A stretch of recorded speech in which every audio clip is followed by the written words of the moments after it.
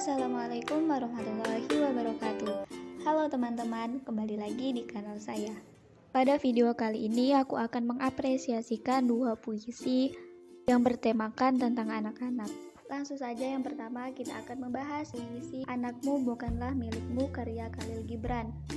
Nah, dari puisi ini sudut pandang penyair tentang anak bahwa hubungan antara orang tua dan anak hanya memberikan arahan dan bimbingan, tetapi bukan memaksakan keinginan dan pemikirannya. Penyair mengatakan bahwa anak-anak bukanlah milik orang tuanya, anak-anak punya kehidupan sendiri. Memang betul, anak-anak lahir melalui orang tuanya, tapi bukan orang tuanya yang memberi anak-anak itu kehidupan. Tuhanlah yang memberikannya. Anak-anak hanya dititipkan oleh Tuhan kepada orang tua mereka. Dan meski orang tua sudah merawat dan membesarkan anak-anaknya, namun mereka bukan hak orang tua untuk menguasainya. Orang tua boleh memberikan anak-anaknya rumah untuk badan mereka, tapi bukan sangkar untuk jiwa mereka. Anak-anak punya masa depan yang diimpikannya sendiri, dan orang tua tidak berhak untuk mengatur masa depan anak-anaknya itu. Bahkan sekedar niat pun tidak boleh. Mengarahkan ke jalur yang baik memang boleh, tapi bukan mengatur masa depan anak-anaknya. Orang tua bagi penyair hanyalah sebuah busur, dan anak-anaknya adalah anak panah. Busur hanya bisa dan baru memiliki makna jika ia melepas anak panahnya. Biarkan anak panah itu meleset mengejar target berupa mimpi dan cita-citanya. Tuhan menurut penyair mencintai anak panah atau anak-anaknya yang berjalan lurus menuju targetnya, sebagaimana Tuhan yang mencintai busur atau orang tua yang selalu mendukung setiap kegiatan positif anaknya demi mencapai cita-cita yang diinginkan anaknya itu.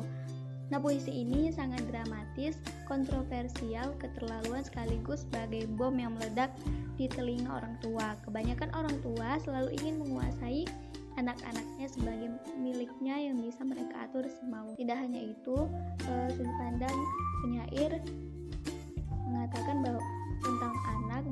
bahwa sebagai orang tua hendaknya memberi ruang kepada anak untuk berkembang karena mereka punya ide sendiri.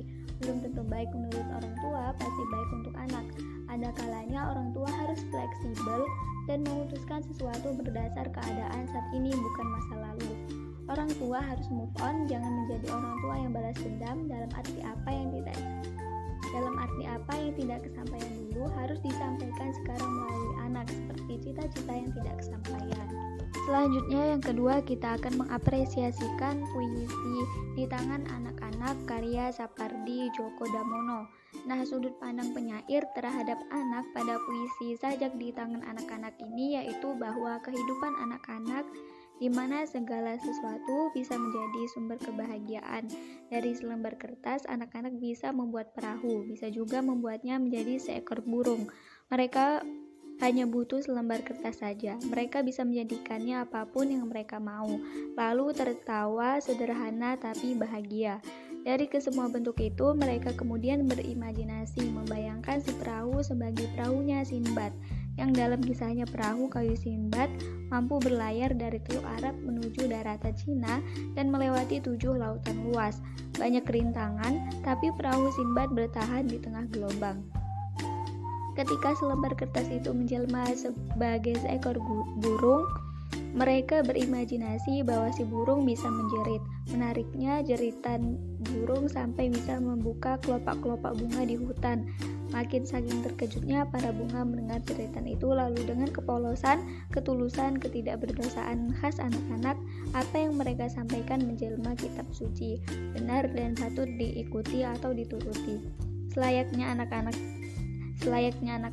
tentu ada orang dewasa yang akan turut campur dalam kehidupannya, meminta anak-anak untuk berhenti bermain, entah untuk mandi dulu, makan dulu, atau hal-hal lainnya.